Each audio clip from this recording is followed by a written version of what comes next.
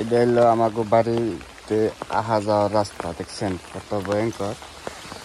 এখন পুরা বৃষ্টি পড়তেছে, এই বৃষ্টির মধ্যে মাটিটা এত পরিমাণ পিছল হয়েছে যে সেটা বলার বাইরে। এই যে ইটা দেখতেছেন, এই ইটা কিনা আমি লাগিয়ে দিছি যাতে পাওরাইকে নামন যায় ইজিভাবে। তারপরে কিন্তু বহুত সতর্ক হয়ে এই জায়গা থেকে নামতে হয়।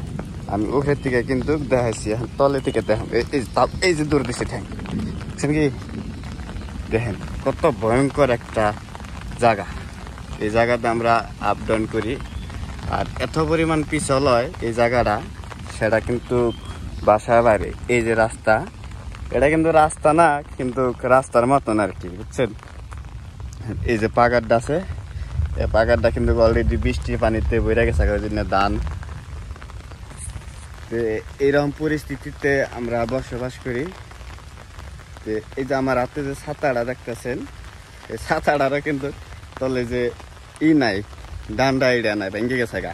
তার মানে এটা স্টিলও বলা যায় না, অ্যাকচুয়ালি এটা স্টিলের মতনই থাকে নতুন কালে।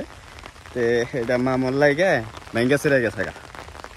তো এই লোক পরিস্থিতি। আর আমার ব্যাকগ্রাউন্ডে তো রাস্তাটা দেখতেছেন কি একটা জটিল রাস্তা, এসা পরিমাণ ভয়ঙ্কর রাস্তা এটা, যে এই রাস্তা দিয়ে বৃষ্টিকালে আর হারা খুব রিক্স হয়ে যায়।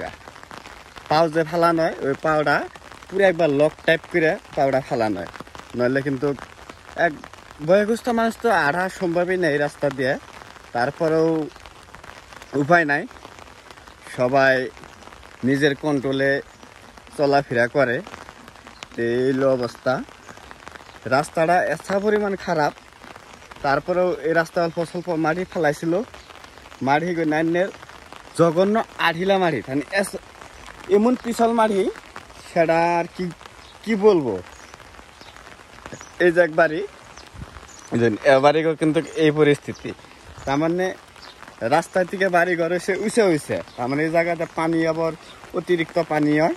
তার জন্যে রাস্তার লেভেল তো, রাস্তা বলতে রাস্তা না এটা আর কি, এই 1-2 ফুট উঁচা, এটা রাস্তা পাওয়া যায় না।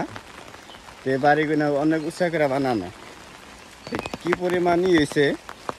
আমি কিন্তু গাড়ি কিন্তু অন্য জনের বাড়িতে খেয়েছি, তা আমি সেই গাড়িটা দেখতে গেতাছি। এখন যেহেতু গাড়িটা তাগো দিয়ে রেখে এসেছি, এখন গাড়িটা ড্রাইভার পড়ে গেল না, অ্যাকচুয়ালি গাড়িটা ঠিকঠাকই আছে, তো সেটা দেখার জন্য গেতাছি।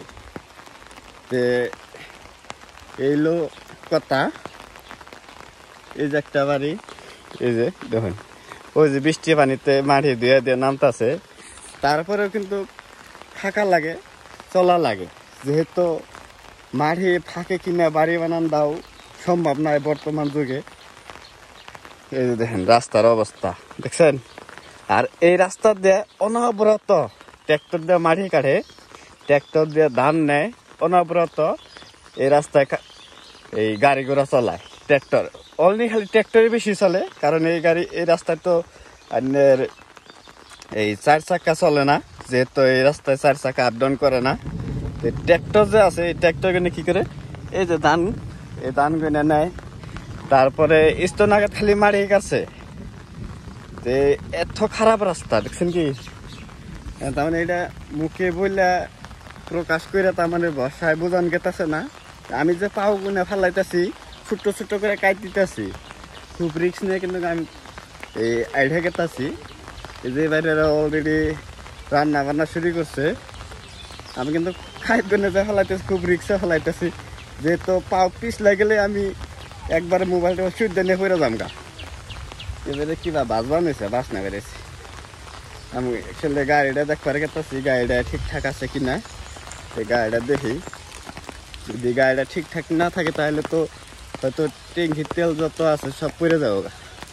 আমি এই গাড়িটা দেখ পারেছি, এই ধনী বাড়ি করে দিয়ে, আর এই যে বৃষ্টির পানি বেজে, মাশাল্লাহ গাড়িটা খুব সুন্দর আছে, ঠিকঠাকই আছে। যেহেতু আমি গাড়িটা আবার এই করছিলাম, এই যে টেকনিটা যে স্ট্যান্ড আছে, সেই স্ট্যান্ডের তলে আবার দিয়েছিলাম, ওই যে ইটা ডুম একটা দিয়েছিলাম। এই যে দেখতে পাচ্ছেন ইটা ডুম, এটা হলো আমার গাড়ি, ঠিকঠাকই আছে মাশাল্লাহ, টেনশন নাই। এই যে অলরেডি যাচ্ছে অল্প, তারপর একটা ভালো এটা দেওয়ার চেষ্টা করুন। সবাই ভালো থাকবেন, সুস্থ থাকবেন।